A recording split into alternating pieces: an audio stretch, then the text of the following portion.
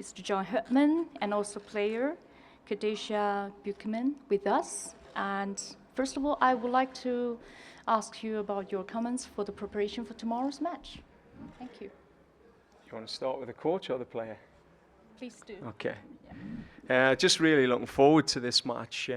For people that know the history, and I've worked with this team, give it a good 6 years of my life, and they give me 6 years of theirs. So I know a lot of these girls from when they were teenagers, and now they're at the peak of their career. So it's going to be a tough test for Canada, and I think it's going to come down to the New Zealand team are in a bit of desperation now. I've been there with them, where it's the second game of the tournament, and they need 3 points. But it's going to be down to the fact that Canada want those 3 points more, because we want 6 points, and we want to stay on the West Coast, and there'll be absolute clarity in our mind that the desire to have 6 points over 3 will be our X factor going into this game. Kadesha? On the players interview, I think that we're all ready, we're all prepared. We did a lot of behind the scenes, like watching film and obviously watching the game against Netherlands. So I think the team is just really ready to go out there and perform. Okay. Shall we have the press questions? Yes, for the lady on the second row. Thanks, Sherry Ford, TSN. John, I know this will be an emotional game for you. Is it a bittersweet sort of emotion when you go in and you meet these girls that you've had, some of them since they were 15? Yeah, it is. I mean, just seeing them around the hotels ease things off a bit. We had a game in Switzerland prior to the Olympics, and that was really edgy. There was a bit of a weird feel about that game. Canada won 2-0 and absolutely got on top of New Zealand for a good 80 minutes. It was comfortable for us, but I could sense the New Zealand girls it was quite an emotional experience for them, even hearing my voice on the sideline. I don't think that'll be the same impact this game. I think it's like there's too much time gone now for it to be anything, I think, across both groups. Certainly seeing them in the hotel has just, let you know that, we had something once over and it's now gone, and they're just memories. And as a group, they're very clear, as one of the players told us, that they're going to take 3 points off us. And I told them back, you've got no chance. So that's the sort of banter that's been going on in the elevators and the stairwells. So, look, we're very clear. I haven't even had a chance to catch up with Tony, who's been a good friend of mine for many a year. I've been clear that we'll not catch up until after. We'll have a glass of wine after the game, but not before. And they're the enemy at this point. Very clear. We need 6 points. We want 6 points. And they're going to bring a physicality to this game. They'll bring a higher intensity than the Chinese did, but they'll leave a higher line, which Canadian DNA for many years being long ball in behind lines. That's sometimes what you've got to do to get your results and adapt to your opposition. So you'll see Canada adjusting their style.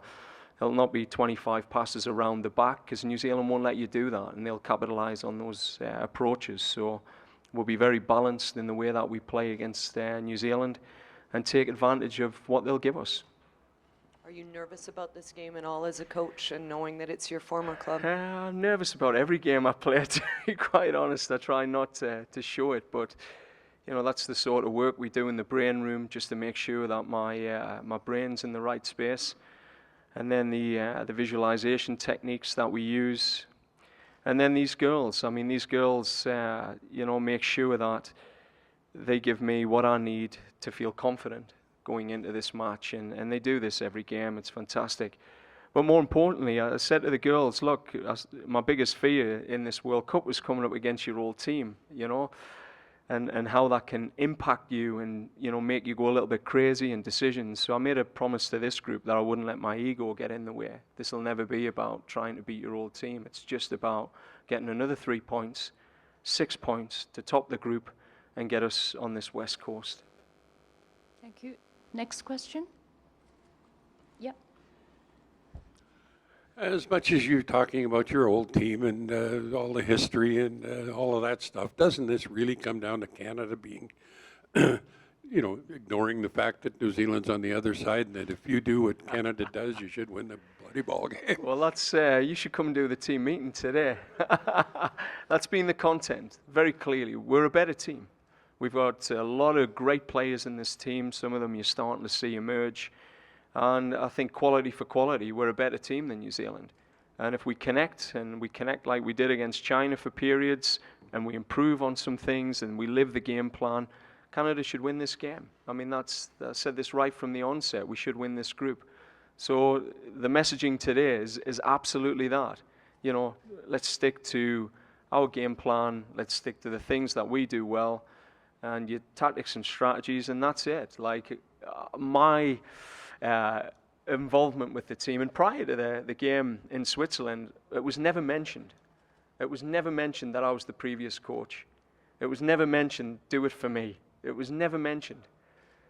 What will be mentioned is we need 6 points. They're going to be desperate, but we got to be more desperate than them. So let's bring everything you've got to get the 6 and win every match in this tournament like you've got to do to get to a World Cup final.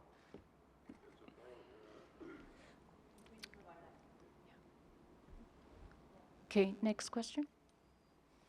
John Neil Davidson, Canadian Press. Do you have a philosophy about injured players regaining their starting position when healthy, especially on a winning team, or is it a case-by-case situation? You must have been coming to the practice sessions, eh? Well, what's great is the players that have been out will return to the squad. I'll list them on the team sheet for this game. So for the first time in this tournament, I'll have genuinely a full list of players available for selection. So we'll see. Okay, next question. Yeah, the lady behind. Yeah. This is for both of you. What did you learn in the game against China, and how are you going to take what you learned in that game and make the adjustments you need coming into this game? I think what we learned is that at times we weren't sticking to the game plan. That might have caused a few haps, but this time I feel like we're more in tune to the game plan, and throughout the 90 minutes we'll stick to that game plan. Next question. Yeah.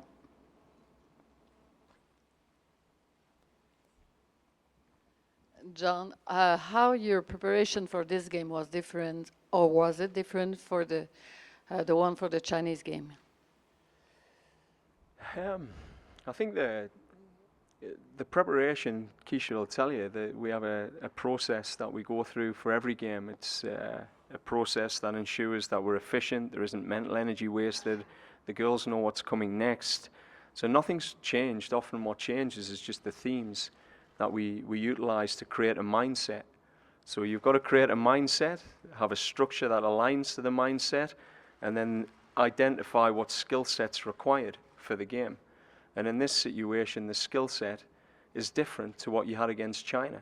The mindset's different as well, and the structure has to be different because they play a different game.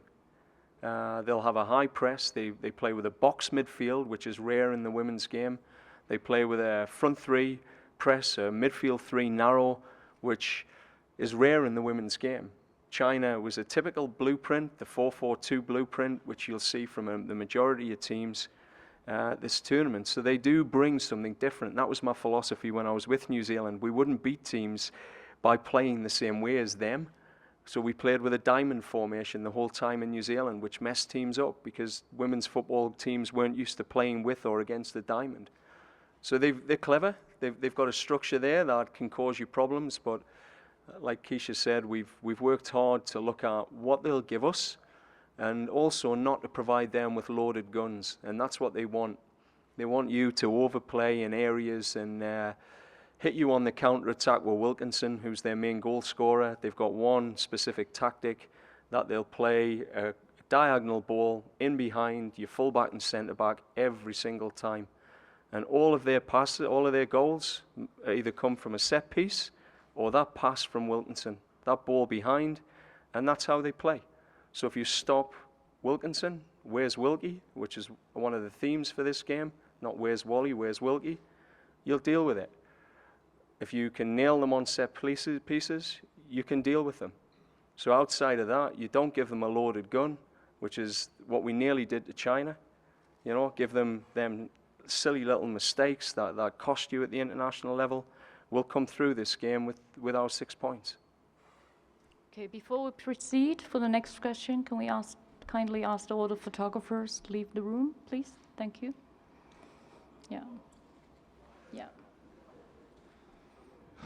Kadisha, just want to ask you about your relationship with Lawrence Susselman. I know that a lot of people talk about a striking partnership, but at the back, it's almost as important as a striking partnership. How have you guys been able to work off each other? I definitely feel like we have the connection off the field and on the field, so we always go before a game, just watch film, so we know each other's roles and we know what each other's thinking. So to help her out when we're both on the field, we know each other in and out. So I think it's just communication that is key to our relationship. We're always communicating, we're always talking, and we always know what each other needs to help each other. Okay, back to you. Yeah. John, go back to the what we were talking about there earlier. The 6 points. Does this team have their head totally wrapped around, that trip straight through to that number 1 position and the difference involved in the trip if you stumble? And the reason I ask that is this team never had a 1-0 start in the history of their World Cups before, and it's there for you. And a stumble can make a huge difference in who you're going to be playing in the elimination games. Yeah, we've mapped it out. Is Wilkinson going to be looking after Wilkinson? Is Wilkinson? Oh, right. Oh, yeah. Good one. Yeah. Back to the first bit was, we've mapped out the potential progression pathways. And look, what we said to the girls is, like, all my experience in tournaments, like, it never goes to plan. That's the first thing you've got to expect. There'll be 3 things every day that's going to happen to trip you up. There's 3 things in the tournament going to happen, and we know it. So if we think we're going to win the group and progress nicely, we'll probably win the group, but someone in another group will mess up, and you end up with, Nigeria or Australia or a really tough game in the knockout. So you can only control what you can control, which is winning the group, trying to stay on the West. And then if you don't win the group, because something happens, then you embrace the opportunity to go to your capital city and play in a place like Ottawa, which will be bloody cool. So while we'll have to do the jet lag and the other pieces, we'll consider that, the management of our players through that period of time, and the fact that we've been living in Canada most of our lives, we're a bit more attuned to the size of our country and adjusting to the different time zones and differences. So that's really the stumble that'll cause you a problem if we don't finish top of the group. We have a bit of travel. But I think we're ready to play any opponent, and some of that's out of our control as well. But, yeah. Next question. Yeah. Yeah. John, if you were to put yourself in the place of another coach and you were to hear you so comprehensively dissect their game plan in public as you've just done, what do you think that does to a team's mentality? I think they know they have to do it better than we can do it better than them, and that's it. I mean, the way that we've scouted New Zealand, we haven't missed a game now for 2 years. I think it was written in the stars that this game was going to align at some time or other. So, we trailed them around the world. We even got into Spain and got footage there where they didn't think we had footage. We've been able to really get the detail down on this team, and I think that's the key in international football now, and we're assuming they've done the same for us. So they'll hope that they can do it better than we can do it to them, but the reality is we know what they're going to throw at us now, unless he decides he's going to make a complete shift in his system, which he hasn't done for over 30 games now in a 3-year period, then we should be good to go. At least, confident enough that we know the threats that they're going to put out there. And if he changes, well, that'll probably hurt him more than it'll hurt us. Next question. Yes, Mark. John, hi. You said on Saturday after the match there were a couple of little things that you weren't happy about. I mean, A, do you put that down to nerves because of the occasion? And B, as a coach, how do you try and make sure that doesn't creep in to tomorrow's game as well? Well, we worked through with the mental team some of the challenges, and like I said, just little things like you know, what the players were allowing into their world and into their mind. You know, a day or two before the game, we've put some new strategies in place. So even though they've had plans in place, the temptation to spend that extra little bit of time with family and, you know, worrying about a ticket for somebody, and the little temptation to check Twitter, you know, and someone said something derogatory about you, you know, 3 hours before the game, which happens. You know, those little details all make a difference. And there was certainly some players have let some clutter in that they didn't need to. That's the first thing. The second thing was, for me, was the heat. Like the players wanted to get out there and blitz China in the first 20 minutes. And with that, when we looked at our momentum graphs and our physical data, we had a 15 to 20 minute run period where our high intensity accelerations had decreased massively because they'd just done a big blowout. And in the heat, they just needed to be more patient. You know, they were going at China, you know, hammer and tongue, and they just needed to just pace themselves a bit more. So I think you take those factors away, we'll have a different outcome because the conditions are going to be more in tune to allow them to actually get a good start and maintain it. But the second piece was behind the scenes. I mean, there was some details there structurally, like Kadisha said, that as fatigue was setting in, we wanted more resilience to our structure. And it was tiny details. So some of the mistakes that you've seen a centre-back make wasn't actually the centre-back's problem. It was the fact that the full-back didn't take the biggest space. They didn't position themselves in the best position to give her the best option. So it was things like that. When we looked at it, we went, look, you've got to stay on page for longer. There's a resilience piece to this. We've said our goal is to be the most organized and adaptable team. You've seen the organization and the adaptability. We went through 4 systems of play over a 90-minute period. 4 different structures, 5 different build-up platforms, 3 defensive structures. So the adaptability is there. It's now a commitment throughout the 90 minutes to our structure, whistle to whistle. And I think that's what Kadisha was alluding to. Players are very clear now what they have to change for this game. Okay, thank you very much, John, for your comments, and Kadisha, and good luck for tomorrow's match. This will conclude our press conference. Thank you for attendance. Thank you.